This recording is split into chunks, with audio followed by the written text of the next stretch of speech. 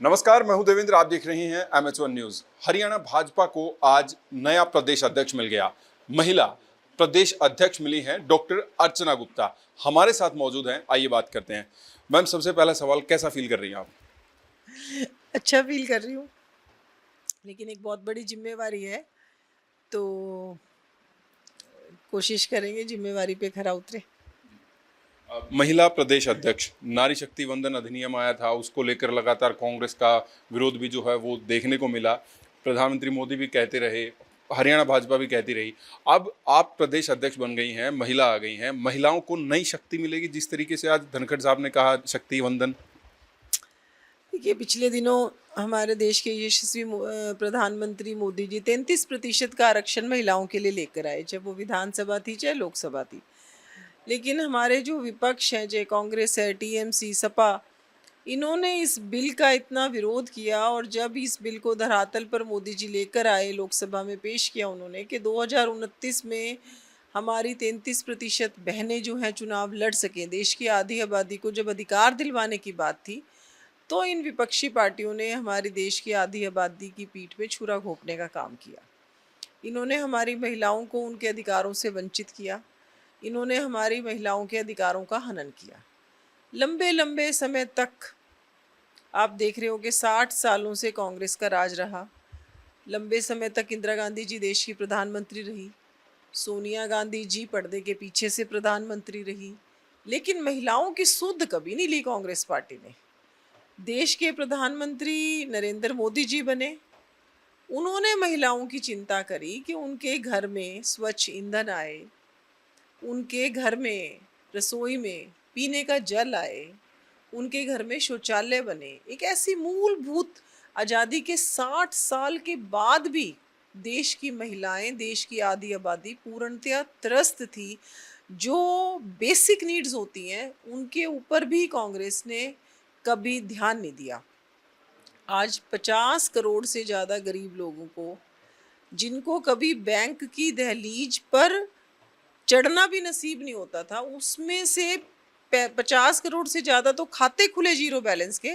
और उसमें से आज आपको जान के आश्चर्य होगा कि 35 करोड़ से ज़्यादा महिलाओं के खाते जो हैं जीरो बैलेंस के खुले। और आज इतनी बड़ी संख्या में 10 करोड़ से भी ज़्यादा बहनें सेल्फ हेल्प ग्रुप के साथ पूरे के पूरे भारत में जुड़ी हुई हैं। और अगर हम हरियाणा की बात करें तो हरियाणा में 6 लाख बहनें, 60,000 हमारे सेल्फ हेल्प ग्रुप हैं और 6 लाख बहनें हमारे सेल्फ हेल्प ग्रुप के साथ जुड़ी हुई हैं। तो महिलाओं के लिए अगर कोई पार्टी खड़ी है तो वो केवल भारतीय जनता पार्टी खड़ी है। एक पार्टी जो महिलाओं की चिंता करती है और हर हर ज़रूरत की चिंता करती है, चाहे वो उनकी मूलभूत सुविधाएं हैं, चाहे उनका आर्थिक सशक्तिकरण है, चाहे उनका राजनीतिक सशक्तिकरण है। जब 26 जनवरी को हम परेड देखते हैं, तो परेड की जितनी टुकड़ियाँ चलती हैं और उनकी जो कमांडर्स होती हैं, जो महिलाएं होती हैं, तो पूरे देश की छाती जो है वो गर्व से फूल जाती है। लेकिन ये चमत्कार कैसे हुआ? ये सोच देश की महिलाओं के लिए किसने बदली? ये बदली केवल और केवल हमारे प्रधानमंत्री नरेंद्र मोदी जी ने। आज अब प्रदेश अध्यक्ष का दायित्व आपने संभाला है, इतना बड़ा समारोह था, इतने सारे लोग आए हुए थे। कांग्रेस की जब प्रदेश अध्यक्ष कुमारी शैलजा थी, तो जब उन्होंने इस्तीफा दिया, उससे कुछ दिन पहले उन्होंने कहना शुरू कर दिया कि मेरे को काम नहीं करने दिया जा रहा है पार्टी के भीतर से। क्या फर्क देखती हैं आपका जो समारोह और इस तरीके के आरोप? देखिए, कांग्रेस पार्टी में एक प्रचलन है और वो प्रचलन है परिवारवाद का। ये जो परिवारवाद का प्रचलन है कि अगर देश का प्रधानमंत्री बनेगा तो वो नेहरू परिवार से बनेगा। नेहरू बने, फिर इंदिरा गांधी बनी, फिर राजीव गांधी बने, आगे सोनिया गांधी किसी वजह से नहीं बनी अपनी इच्छा से, जब विदेशी महिला की बात आई। और उसके बाद आज उसी परिवार के 3 सांसद, माँ भी, दोनों बच्चे भी, तीनों लोग, परिवार में 3 लोग हैं और तीनों ही सांसद हैं। तो जो वो परिवारवाद वहां से चलता हुआ आ रहा है, वही परिवारवाद हरियाणा में चल रहा था। आज अगर भूपेंद्र हुड्डा उस समय हरियाणा के मुख्यमंत्री थे, तो आप देखो कि राज्यसभा में कौन जाएगा? उन्हीं का बेटा जाएगा। अब बेटा राज्यसभा में है, उसके बाद लोकसभा का चुनाव फिर कौन लड़ेगा? फिर दीपेंद्र हुड्डा लड़ेगा।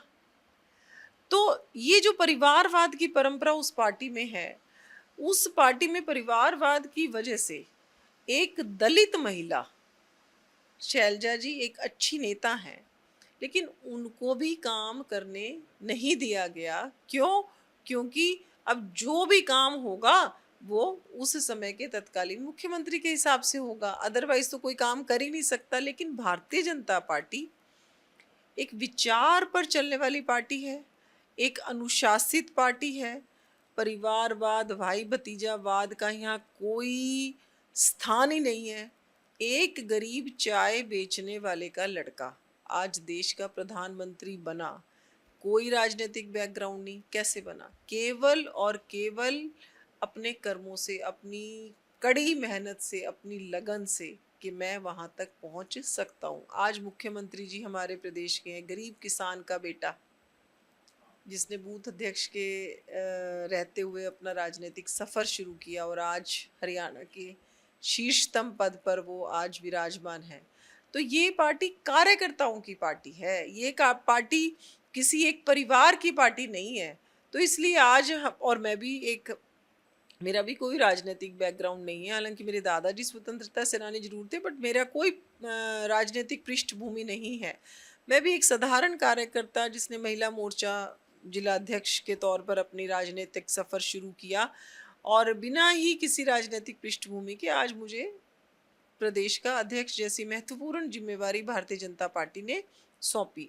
और यहाँ पर आज मुझे हमारे मुख्यमंत्री जी का भी पूरा सहयोग है और हमारे सारे के सारे शीर्षतम नेता आज मंच पर उपस्थित थे। सभी ने भरपूर आशीर्वाद दिया और कार्यकर्ताओं का जो उत्साह है, कार्यकर्ताओं की जो उमंग है, कार्यकर्ताओं का जो आशीर्वाद है, वो आज आपके सामने ही है। वो लगातार कार्यकर्ता, जिस दिन से मैं नियुक्ति हुई है उस दिन से कार्यकर्ता लगातार मुझे अपना स्नेह दे रहे हैं। जी, आपने बिल्कुल सही कहा। प्रधानमंत्री मोदी आम परिवार से, मुख्यमंत्री का आपने जिक्र किया, खुद का भी आप भी एक आम परिवार से आई।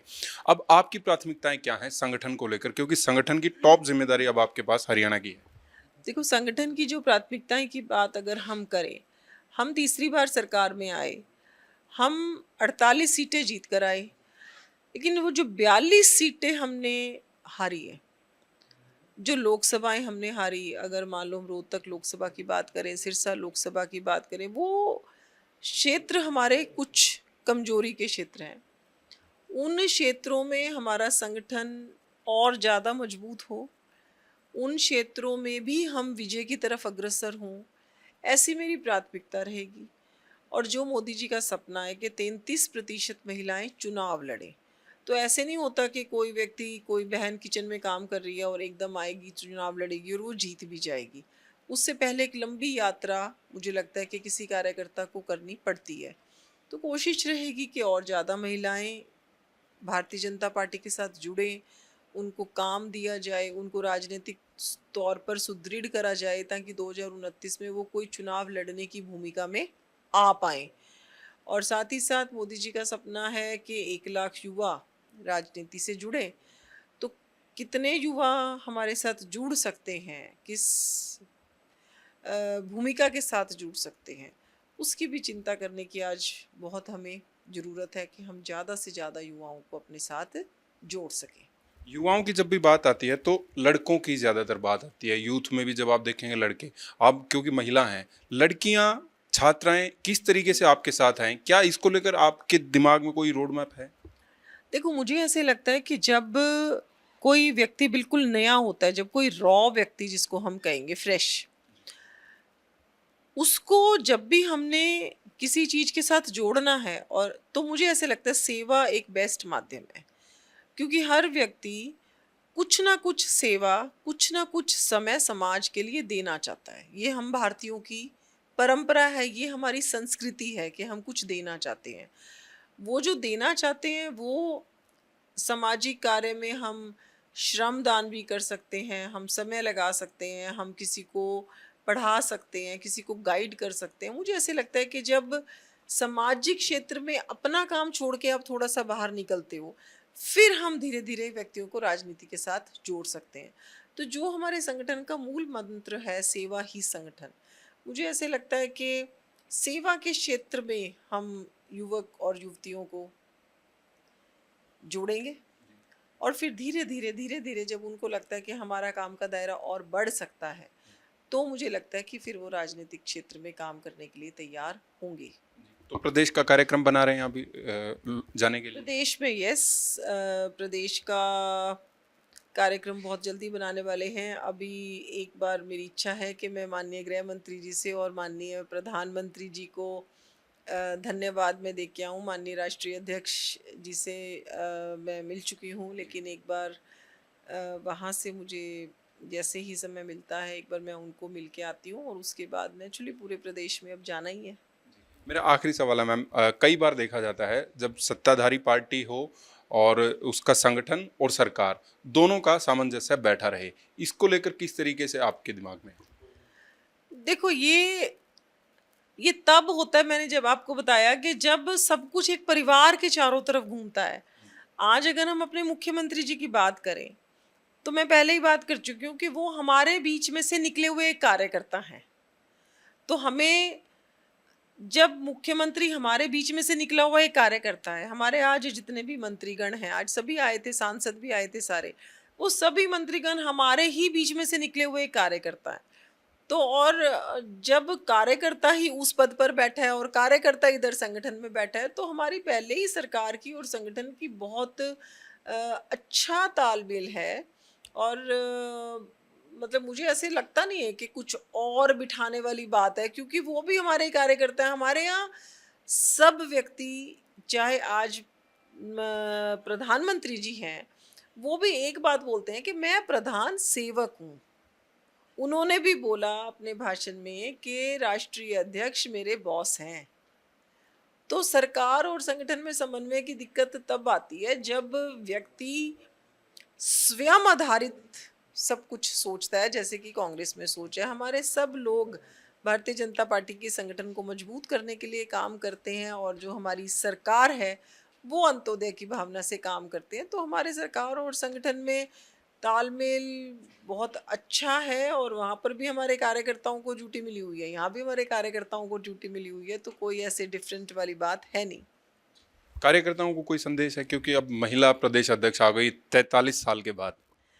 भारतीय जनता पार्टी की कार्यकर्ता विचार के साथ जुड़े हुए कार्यकर्ता हैं और हमारा कार्यकर्ता बहुत अनुशासन के साथ और बड़ी मेहनत करने वाला कार्यकर्ता है। तो मेरा तो सभी, अभी आपने पिछले दिनों देखा हो कि 7 जिलों में हमारे चुनाव हुए, उसमें से 6 चेयरमैन हमारे बने, बड़ी संख्या में हमारे पार्षद भी बने। विपक्ष का सुपड़ा ऑलमोस्ट साफ हो गया, कहीं एक जीता या कहीं 20 में से एक जीत गया, 25 में से एक जीत गया। तो मेरा तो कार्यकर्ताओं को यही संदेश है कि आपकी जो भी भूमिका है उस भूमिका को छोटा या बड़ा ना समझते हुए पूरी लगन के साथ, निष्ठा के साथ, ईमानदारी से अपनी भूमिका आप निभाइए। पार्टी आपकी चिंता करती है। अपने बिजी शेड्यूल से टाइम देने के लिए बहुत बहुत शुक्रिया। अर्चना गुप्ता हरियाणा भाजपा की अध्यक्ष मेरे साथ थी, और क्या कुछ आगे प्राथमिकताएं रहने वाली हैं, किस तरीके से काम होगा, तमाम चीज़ों को लेकर बात की। मैं हूं देवेंद्र, कैमरा के पीछे मेरे सहयोगी जितेंद्र हंस, MS1 न्यूज़ चंडीगढ़।